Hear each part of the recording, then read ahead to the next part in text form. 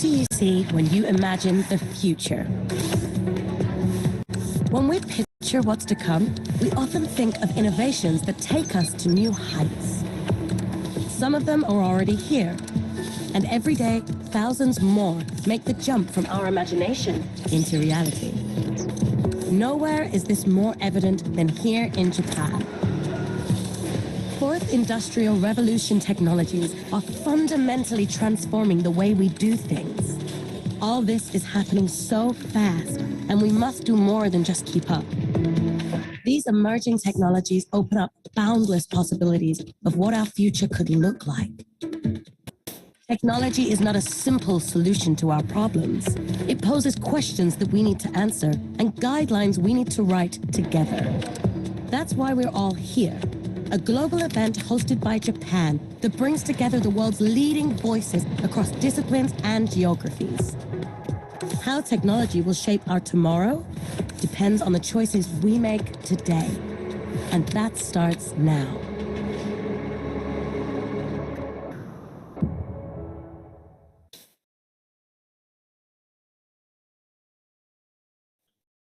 Hi, everyone. I'd like to welcome you all to the panel, Transformation and Action, Positive Futures.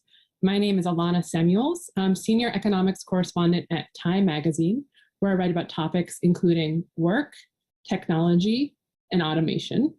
And we're here to talk about some of my favorite topics, fiction and technology.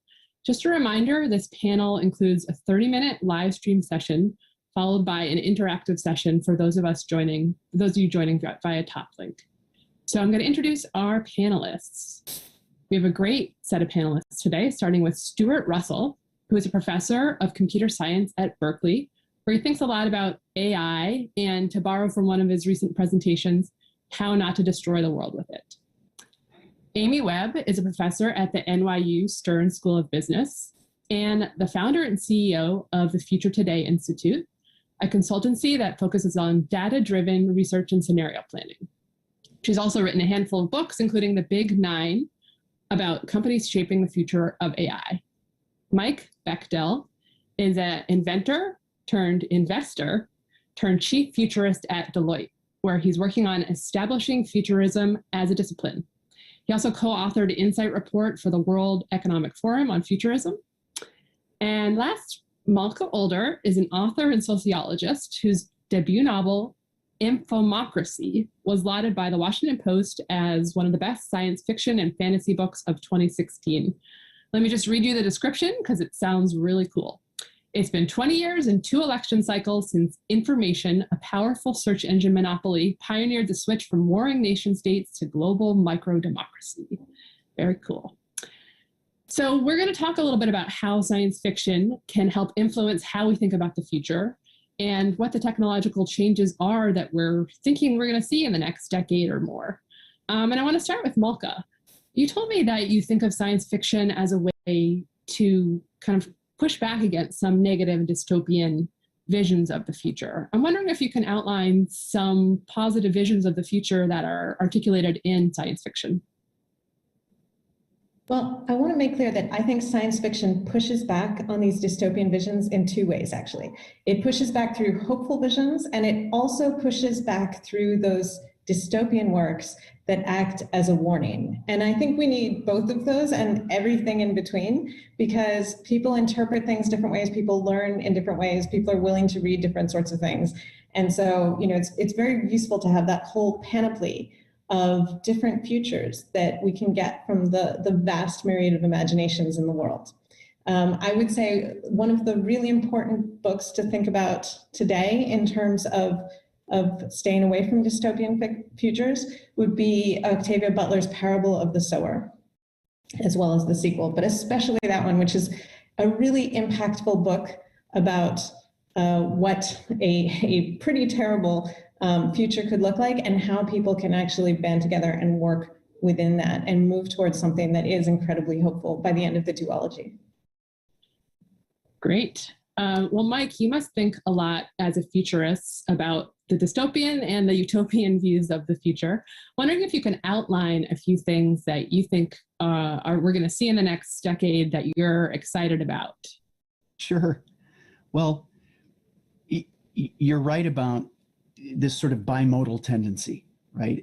I think a lot of science fiction, certainly a lot of the science fiction I grew up with, presumed these malevolent, sentient baddies.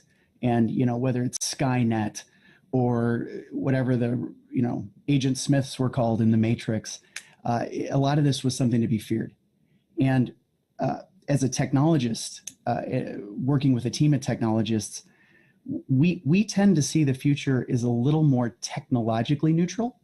Now, that's not to say that the anthropological, sociological stuff isn't material. It's just to say we look a little more at the tech. And for us, it tends to be a story of three enduring trajectories. I mean, since Charles Babbage and Ada Lovelace designed the first computer concept in the 1840s, computers have really been about interaction, information, and computation. And they all carry different names, right? The old 16 by 9 rectangles give way to the little 16 by 9 rectangles, give way to VR goggles and contacts and chips in the brain.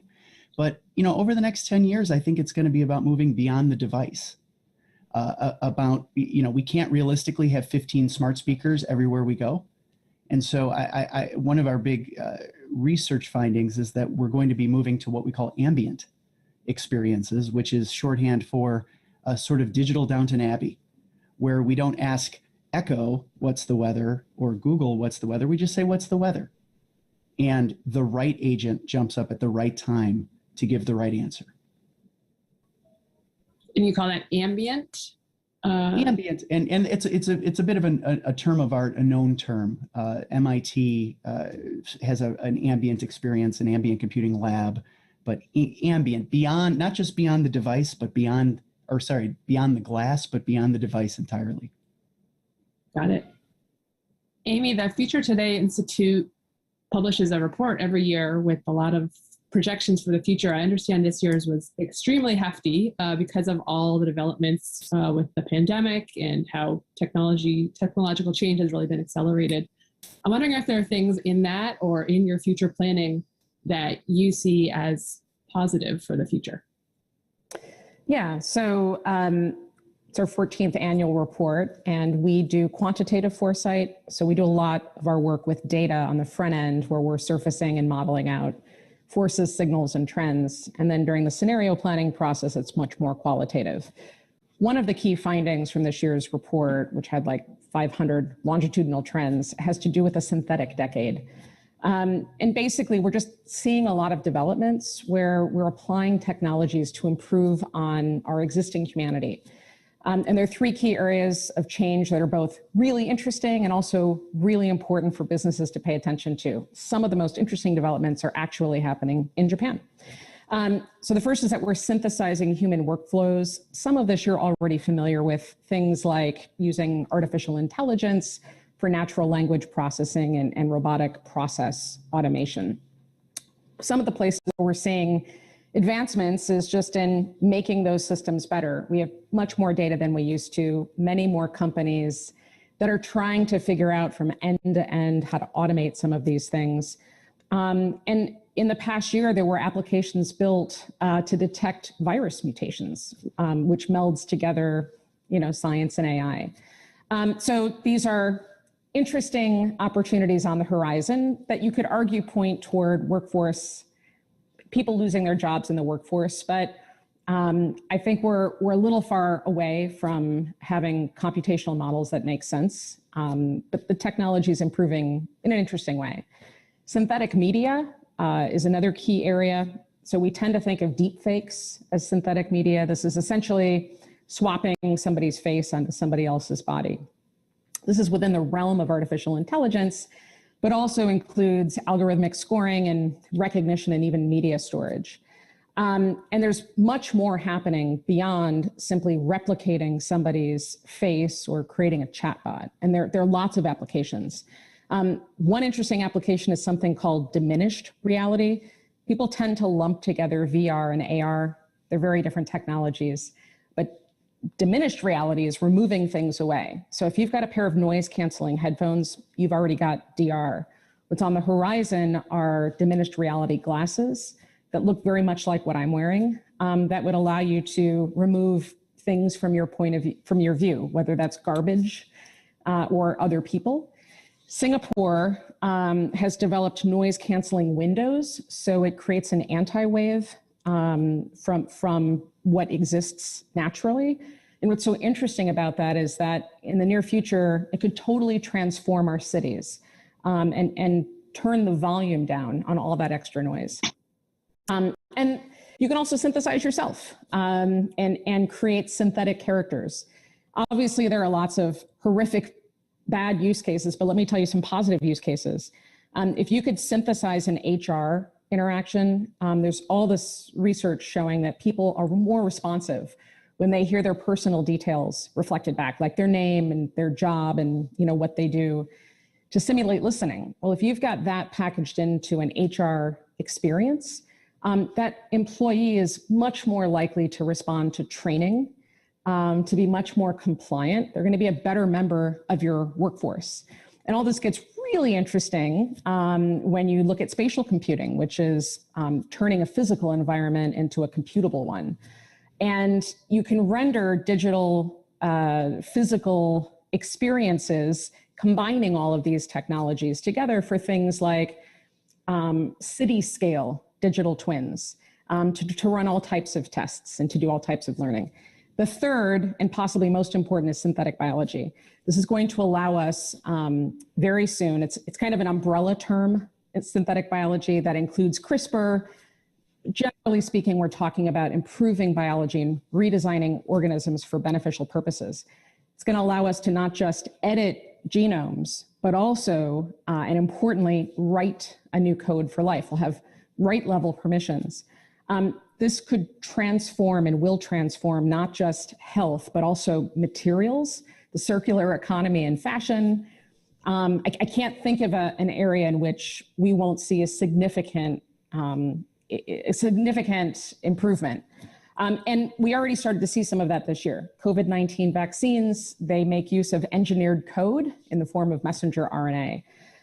So there's great promise ahead. Obviously, huge peril.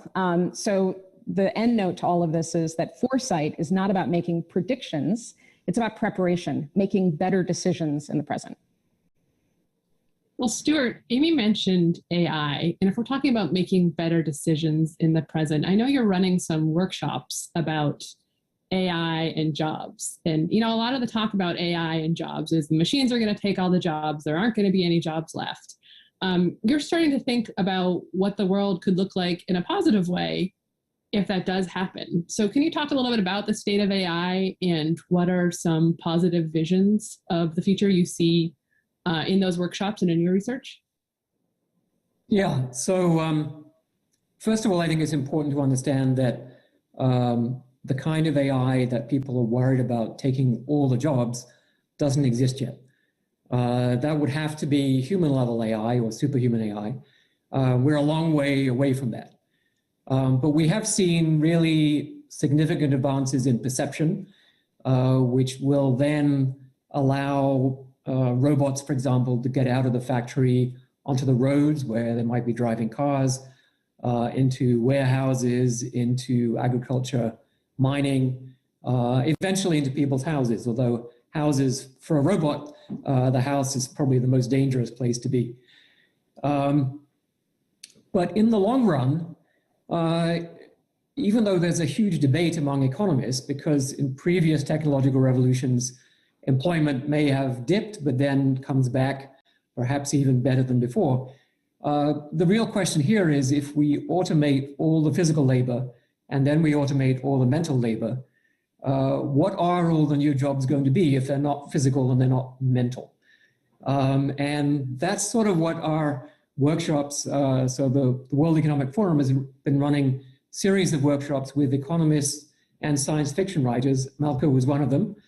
And the idea is that the economists can say, okay, this idea makes sense economically, this system would hang together. And the science fiction writers can think out of the box and come up with new ways of organizing our society. And the key question is, what are the roles for human beings? And I think the answer has to be the roles are ones that involve interpersonal interaction.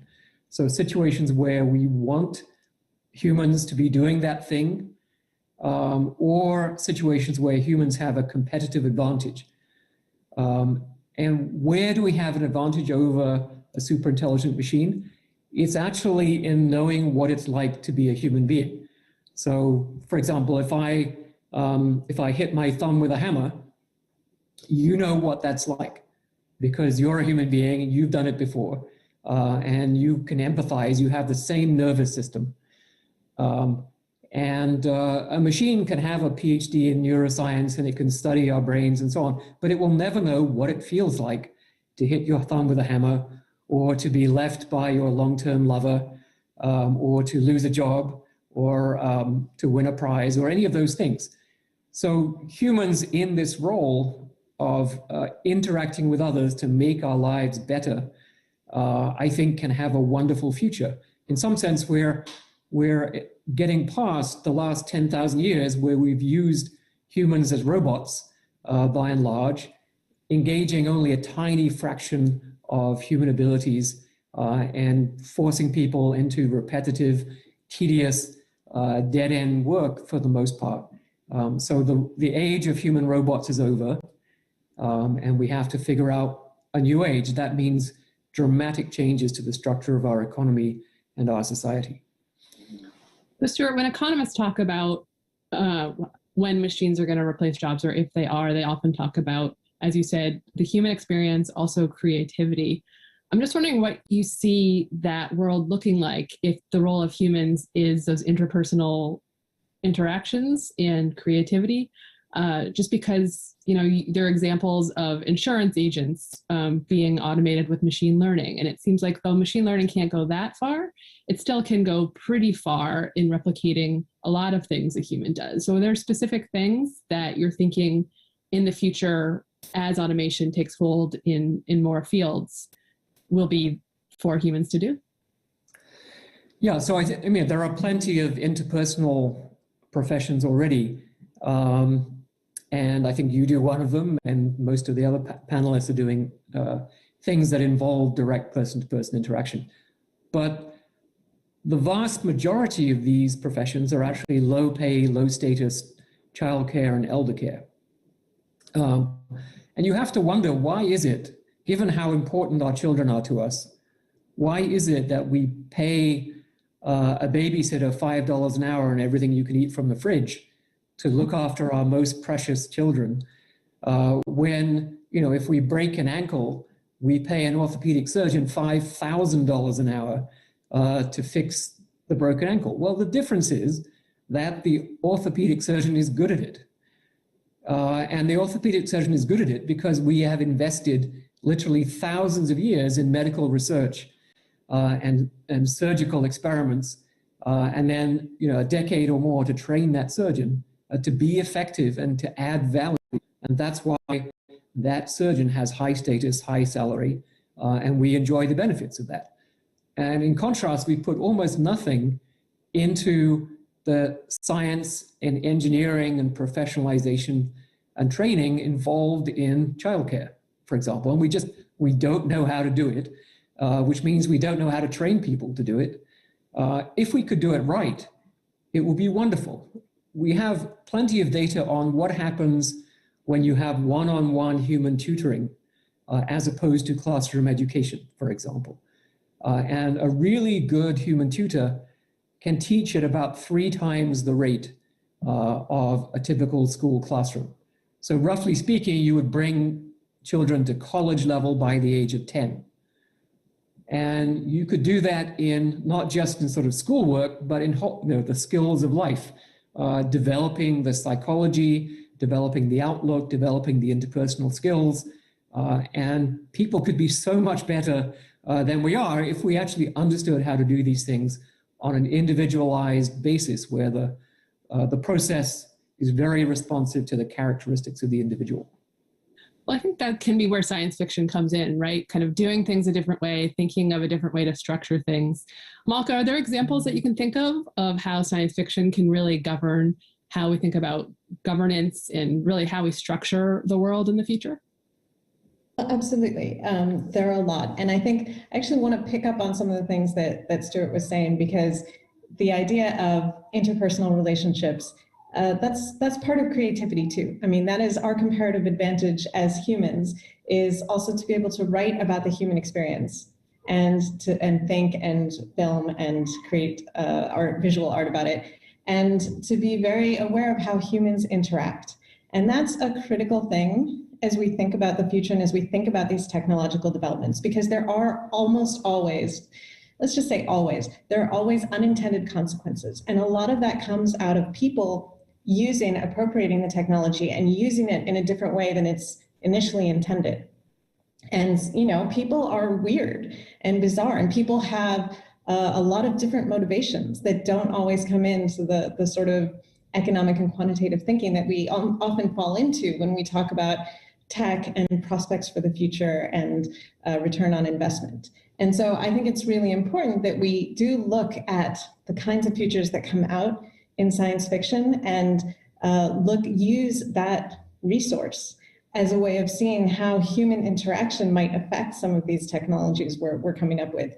In terms of governance specifically, I think it's really telling that there have been a number of books recently that touch on specifically that point, on the way that governance might change in the future and on the way that the geopolitical system might change, meaning thinking about how nation states might shift into something different, thinking about the role that corporations are increasingly taking in this geopolitical system, and how that might change things in the world. My book is one of them. There are a number of others, including Ada Palmer's books, Elliot Pepper's books, Annalee Newitz's books. And so these are near future and medium future books that really talk about how the systems that seem to us so inevitable and unchangeable because we're very used to them, might change into something dramatically different that could offer a lot of interesting and hopeful new ways for people to interact and for us all to organize our lives. Well, Mike, Malka just said people are weird. I know as a futurist, you have to use a lot of data to kind of look at the future, but how do you also use that kind of creativity and speculative fiction and just kind of the quirks of humanity to really also think about how to plan for and project the future? Well, to your question and this great mix of minds here, what we've learned in our work and in the Technology Futures report we partnered up with the World Economic Forum to put out this week, is that the quantitative assessment, as Amy, I think, said so well, it gets you from past to present, from the known to the now. And there are right and wrong ways to do that. But to Malka's point, the generative, unexpected, non-obvious left turns at Albuquerque, to use an Americanism, that the uses of those trends, the uses of those techs will take, are hard to model with data. And so in our report, after putting in place what we called this lens model, using 4 different primary guides: information, education, locality, resources, we said, you know what, let's bring this to life with a short story. Let's imagine the lived experience of a protagonist in each of these imagined worlds. And what we found was that in doing so, it caused us to revisit the presumptions and the difference between probabilities and possibilities coming out of that exercise. And so, in short, and I think this hits on Stuart's point as well, AI, data science, we've been comfortable with computers as the undisputed captain of the math team for a generation. But this idea of, okay, here's where liberal arts, in vivo or in silico, right? Creativity, congeniality, non-obvious cross-pollination, that stuff is starting to matter again, because it brings an empathy and a visceral appreciation for what's coming next, at least a little more so than facts and figures and rows and columns can do. Amy, you're a futurist too, and I know you've talked a little bit about how H.G. Wells and his science fiction really kind of created the discipline of strategic planning, I think it's called. Can you talk a little bit about how you, as a futurist, kind of take all these disciplines and think about the future and try not to get too dystopian when you're telling us what's coming down the pipeline? Sure. So I'm in a very, very privileged position. About 70% of my time is spent with, Fortune 100s and their executives. The other 30% of my time is spent in Hollywood. So at any given time, we're working on somebody's film, somebody's show. And it's really interesting how different the approaches are in each space. Traditional scenario planning in the corporate sector and in the government sector is on a much shorter trajectory than it used to be. Everybody wants to know 2 years, 3 years, because there's no point in planning past that, I'm hearing all the time. And they tend to start from a point of dystopia. They tend to start from a position of optimism. They want the optimistic framing. And when I work with creative directors, producers, writers on films and shows, they tend to do the opposite. They're starting from a point of dystopia and want to see how all of that unravels. And I think perception is 99% of the game here. Before you go down any pathway, you have to remember that there are always alternatives on the horizon. Future as a word is kind of a misnomer, and so is future proofing. It's my least favorite phrase, because what would it take in order to have the future determined or known? You'd have to be Dr. Manhattan. You'd have to have vast quantities of data and yourself be a supercomputer. So the better way to do this is to start from a much broader perspective. People, especially in business and government, have too narrow scope as they look at signals and factors that are shifting the future. They like to be narrow because that's comfortable and focus on incremental change. You have to go very, very wide, but you have to do that with some type of methodology in hand. And then when you get to scenarios, you can't start from a desired position all the time. You kind of have to see what's there and then map out those next order consequences. There is a big overlap between what Wells in the late 1800s first started doing, which was speculative journalism, what Herman Kahn was doing in the post-industrial military complex when he invented the modern discipline of scenario writing, Pierre Vac at Shell, who presaged the oil shocks, and then Peter Schwartz, and all of us who now practice this discipline today. It's not magic. There's no crystal ball. It's just thinking differently and using tools to do that work. And it's something that anybody can do and should do. Well, Stuart, so as a computer science professor, you must think a lot about what is possible, not necessarily about what should be happening, but what is possible and what can happen. I'm wondering how you can look in the future, and do you see a role for us to govern what's going to happen with AI, or how do we kind of reckon with that, with the dystopian view of AI, and as Amy's talking about, kind of planning for the future and really setting a vision? Yeah, so I think it's much more like steering than forecasting. It's sort of like steering a huge ship, hopefully not in the Suez Canal. So it takes a lot of foresight to see where the rocks are, because it takes you 5 miles to turn your ship in a different direction. So you have to see a long way ahead. As I pointed out earlier, we need to make big changes in our education system, and that's known to take many decades to happen. It's a very slow-moving system. So when I look at the future of AI, even though I said that we are not close to human-level AI, I think it's inevitable that we will reach and exceed human capabilities to reason and make decisions in the real world. It won't be by just more data and bigger machines. We need real conceptual breakthroughs. And it's very hard to predict when those are going to happen.